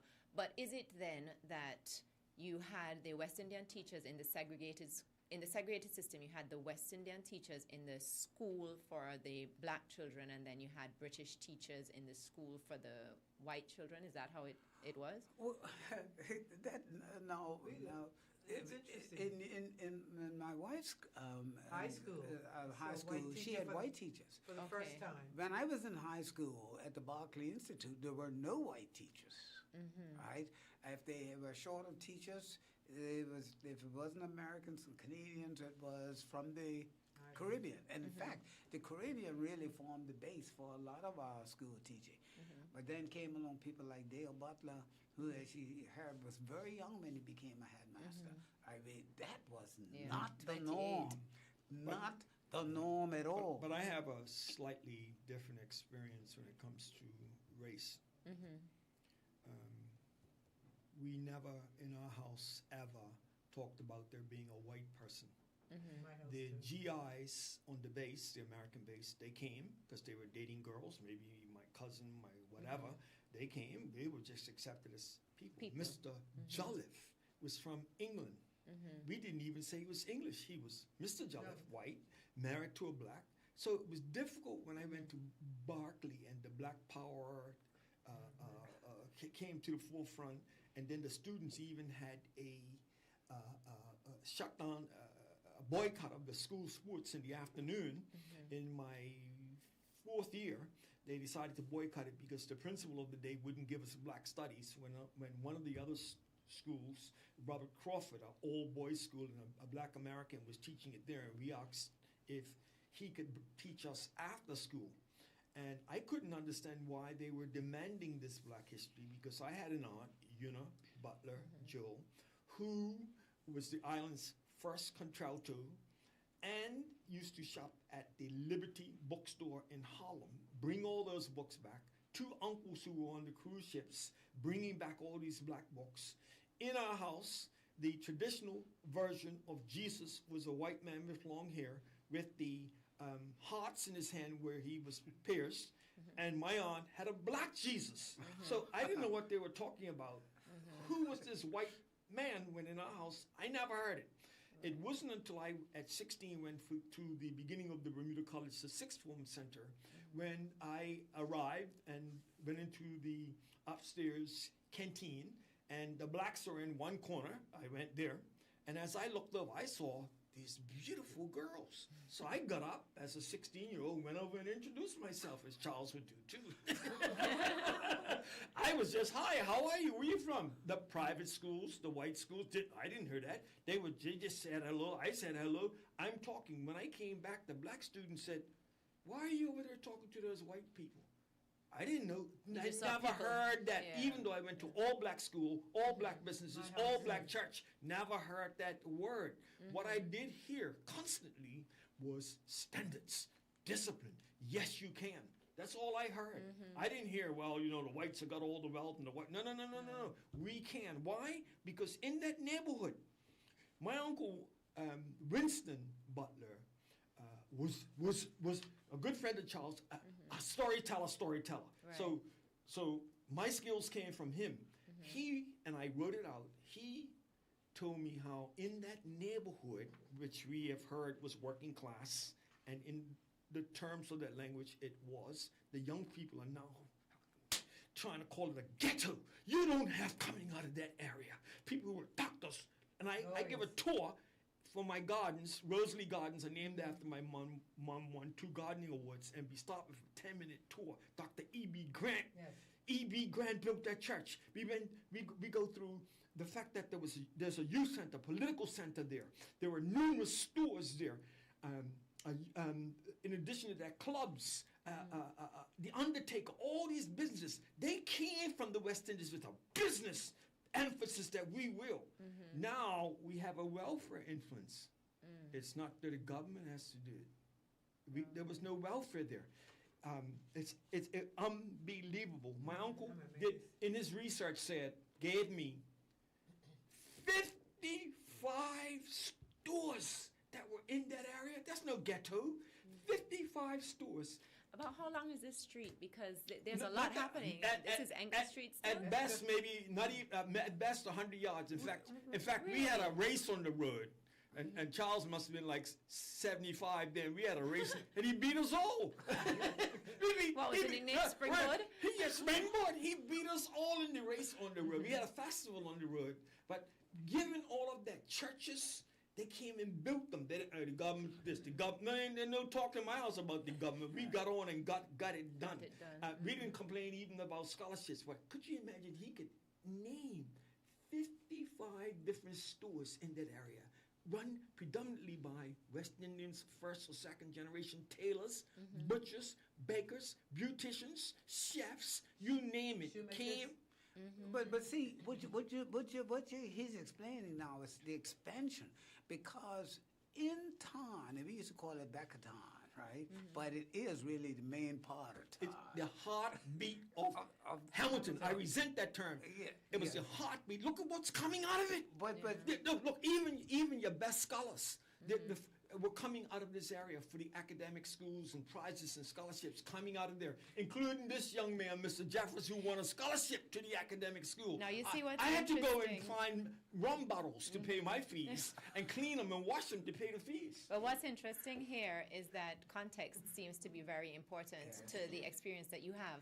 Because you're both having very different, well, in some ways you'll have a similar experience, but in other ways you'll have a very different experience of the same place. Yes, you know, tiny place. of the same, you know, even of the same people.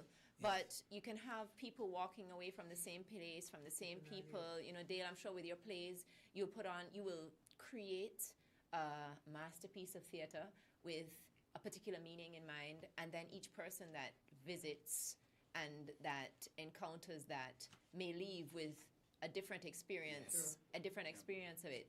So that is really very interesting, because Dale, in what you shared, your family experience is a very important part of what shaped your perspective and perhaps your outlook on life, your ability to see things in this way that allowed you to walk with confidence, to speak to anybody because you saw people and because your standards were at a significantly high level based on what you've explained to us in your telling there. And we are at 11:40, so we have 20 minutes left. And I'm going to transition when we come back from this break to hearing from Juna about the modern connectivity between St. Kitts Nevis and Bermuda. And I know that you do, from what I remember, you can correct me if I'm wrong, but you do a lot of work for Bermudians as well who are interested in perhaps seeking avenues through which they may want to return to their ancestral home in Correct. St. Kitts and Correct. Nevis. What's that process like? And for those who are in St. Kitts and Nevis and want to visit Bermuda, like, how do you get there? What's the best route? Those types of practical things are very important as well to maintain this connection. I'm sure I'm getting messages from people who are saying that they're really enjoying the dialogue, and these videos, they remain on YouTube, on Facebook, so that people continue to listen to them. And there may be many, I'm sure, myself included, I've never been to Bermuda, but in meeting you all and knowing you all and hearing your stories, I become more and more interested in visiting. So we're going to take a break. We're going to hear from our sponsors, Horsfords. So we're trying Horsfords first. Yes. Bougainvillea Books and Gifts, and we are hosting our creative circle with a focus on filmmaking and storytelling this evening from 5 to 7, where we'll be continuing our dialogue, and we'll be watching this wonderful interview produced by New Age Productions. And that video is on Charles's story, which is really very interesting as well. So we also have our fantastic sponsors in Flow. So we thank Flow for keeping us connected. So we'll take a little pause for a cause, and we'll be back after the break. WINN is 98.9. 98.9 is Win FM. Come, build with us at Hostels Building and Nevis Centers. We don't just sell materials, we help you build your dreams. Whether it's a new home, a renovation, or a DIY project, we're here to make it happen. That's why we say, build with us. From foundation to finish, come to our stores where we have the best in building materials, hardware, tools, paints, expert advice, and more. Whatever you need, you can count on us. So if you're ready to get started, build with us. With Hostels Building and Nevis Centers, you're not just building a structure, you're building a future. Let us help you create something amazing. Dream with us, plan with us, grow with us, build with us. Come build with us at Hostels Building and Nevis Centers today. Build with us at Hostels.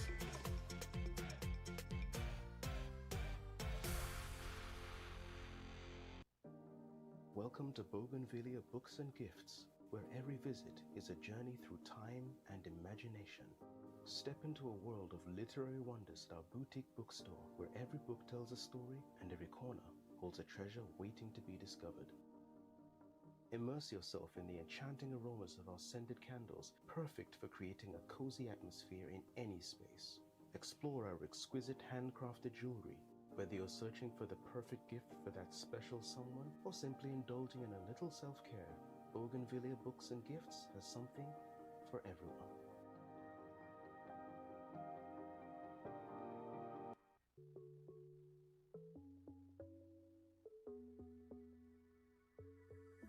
It's the energy of we people, something pulsing inside. It beats in every soul, a feeling we cannot It's always pushing us forward, the limit up in the sky. There's rhythm in how we flow, a rhythm that can't be denied. It's in the feeling in how we talk. It's in the meaning in our spot. It is the thing that sets us apart, who we are. 'Cause the rhythm of life keeps bumping, together going strong. No matter what, we keep things flowing. We people, we will go all in. Our hands up in the sky, celebrate and come let your rhythm flow, flow, flow, flow, flow, flow. Come let your rhythm flow. Come let your rhythm flow. We're different. We're 98.9. 98.9 Win FM.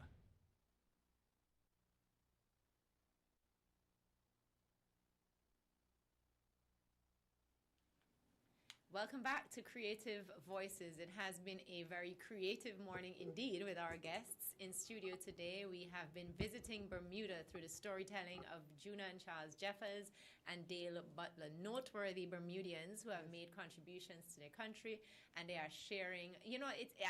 One of the many things that I love about you all is that you just keep making contributions. So you've started a new life in St. Kitts and Nevis. Correct. Dale, you travel back and forth.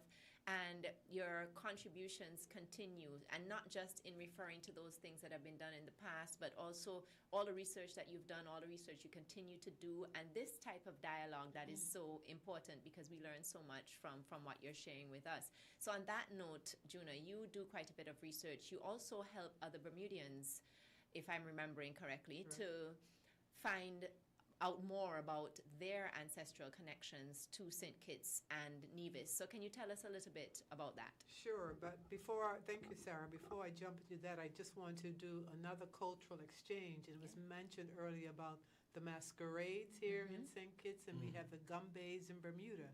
And I'd be remiss if I didn't mention that our honorary consul, who was born Katishan, teaching Bermuda, now retired, was the facilitator to bring the masquerades to Bermuda on a number of occasions. It might have been under Dale's ministry, and they actually danced in one of our Bermuda Day parades. I did that. On at least 2 occasions. And then you have the people on the stilts, what are they called? Muckajumbis. The Muckajumbis from St. Kitts have also Louise Tannick.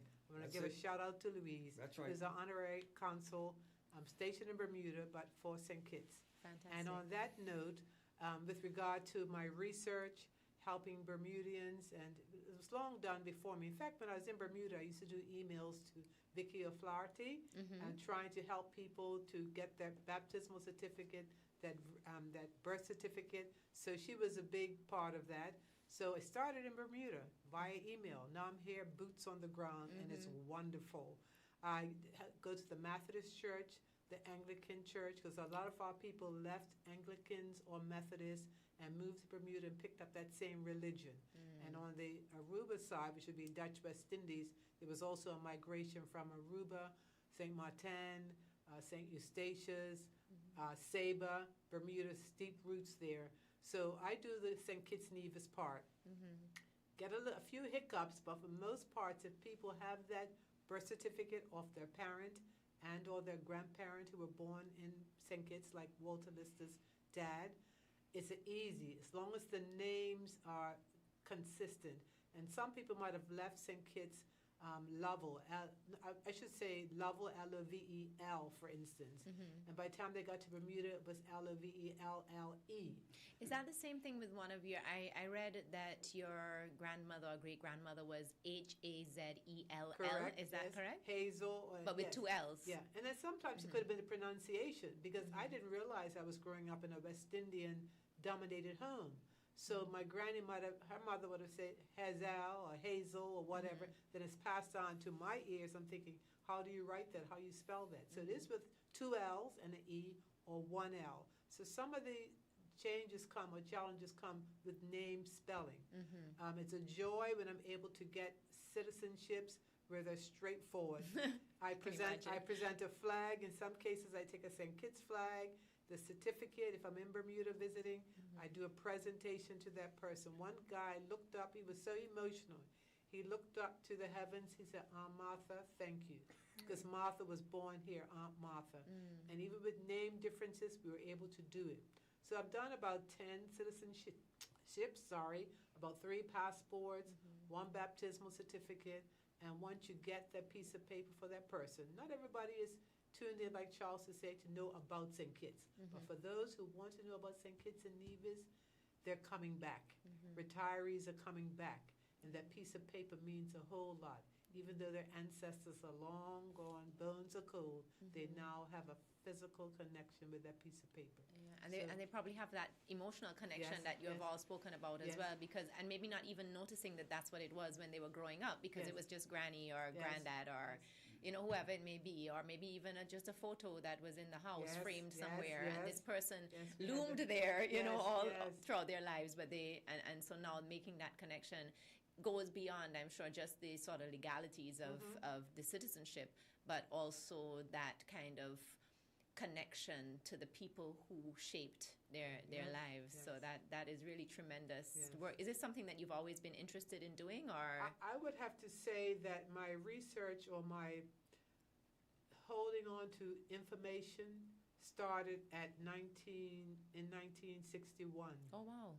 When we didn't even know archives of research. I was in a class, 4A at Central School, and Mavis Simon, still with us, most of our teachers have passed on. She gave us a project, 30-some-odd children, to go to the office store, buy a ledger, go to the fabric store, buy some fabric, cover your book, put your life in it, and the last thing she said to the class, don't ever throw it away. Oh, wow. I never knew if I got an A for it, a B for it, a C. But to that day, in pink, I have on pink today, I covered it in pink satin. I put 1962 on the front of it, and I put Rin Tin Tin storybook in front, a pen pal letter, a postcard, Salvation Army, buttons, report cards, knitting, sewing, grammar, mathematics, all is to this day. You still have And it. so I think with that impetus of saving and checking out things, whether it be family stuff, paternity, maternity, my maternal part, I've just grown it right through to this point, holding on, researching, and then finding the meaning behind my ancestry. So it's brought a lot of fruit to me personally, so I'm able to give others that balance and help them with their ancestry. And this is exactly what I was speaking of just now, the way that, you know, each of you has this spirit of giving, of generosity. So you have experienced something throughout your life that has been so beneficial and impactful to you, but you've not kept it just for yourself. You've shared it with many others, and that is really a beautiful thing. I know you're a religious woman, a spiritual woman, so I think that is God's work through you, you know, so that is really very beautiful to hear. And I can't believe that we're already up to close to the closing mark of our program, and it's been extremely insightful. We've taken a walk down memory lane, but we've also stood in the present moment, and that has been, you know, very powerful for me as the host of the program, and I'm sure for our listeners, based on the feedback that we have received thus far. You know, it's a privilege and an honor to have the three of you in studio, and to have your friends who have listened and who have called in as well. So we're grateful. We're grateful for those calls. We're grateful for those listeners.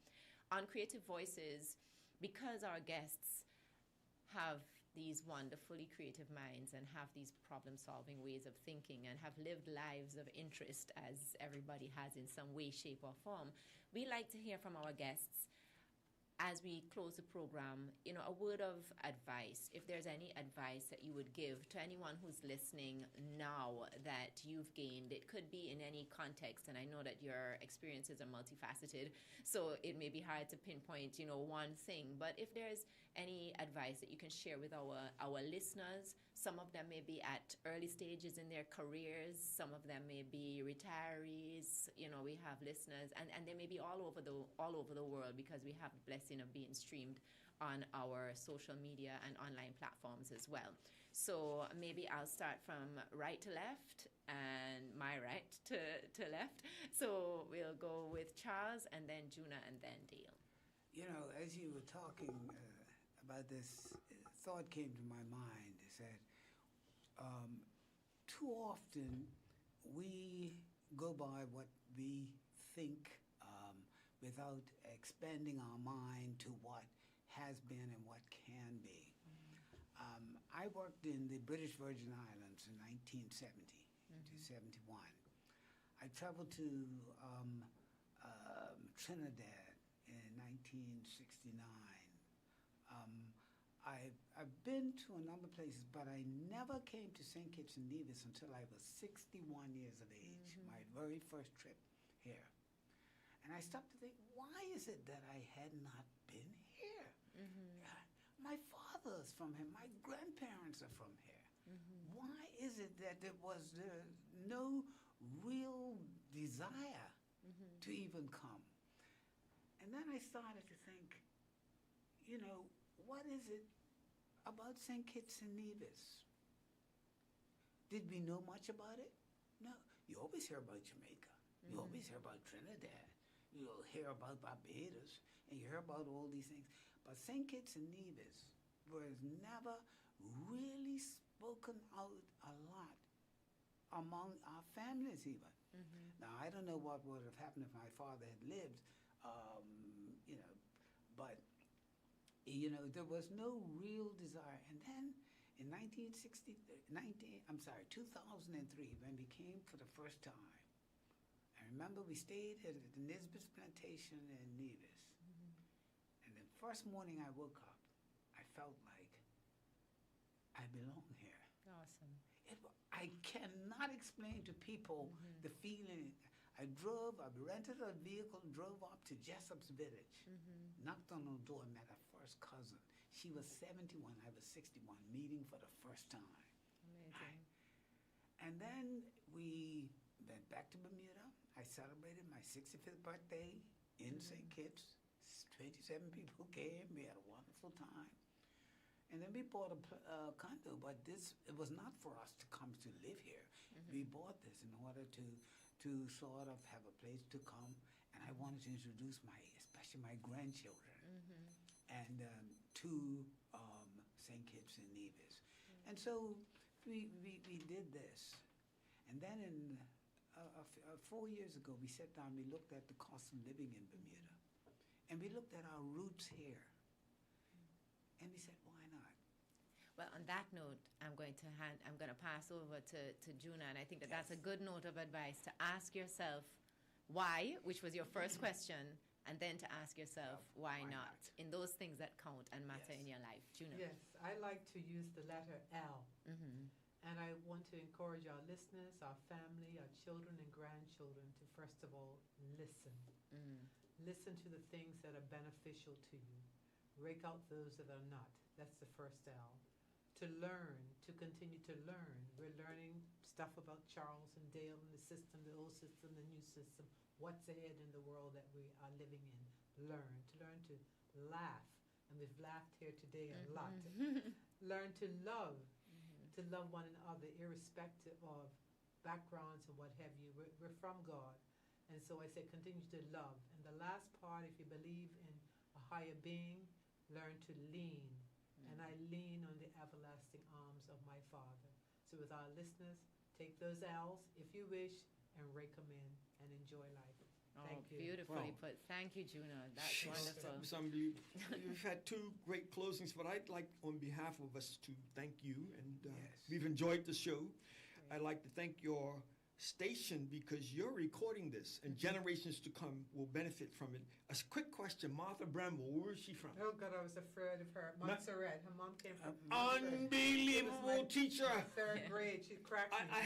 I'm maybe so you deserved it, but this was a teacher supreme that helped make me a good teacher. I think I was a good teacher. Here's my message. I went to an elementary school. I don't do presentations anymore. I went to a little nursery with 4 and 5 year olds, and at the end of telling a story, I said, what I want you to do, all of you, I want you to read on the days that you eat. And a little 4-year-old put his hand out and said, yes, young man, what do you have a question? He said, yes, that means that I have to read every day. Yep. Read it. Awesome. Awesome. I like that. I like that concluding notes. It vibes very well. It vibes very well. Jesus.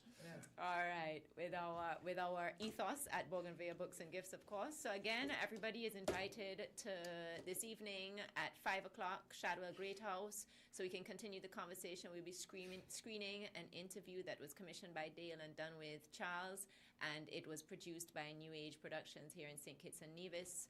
It's open to the public. It's free entry. It's a great time. So everybody is welcome. Thanks again to our sponsors, Flo and Horsfords and Bougainvillea Books and Gifts. To the WinFM team, thank you for hosting us once again for another episode of Creative Voices. So we will see you again in 2 weeks. Those of you who are tuned in, keep that spot open and ready for us. Thank you very much. Have a great day.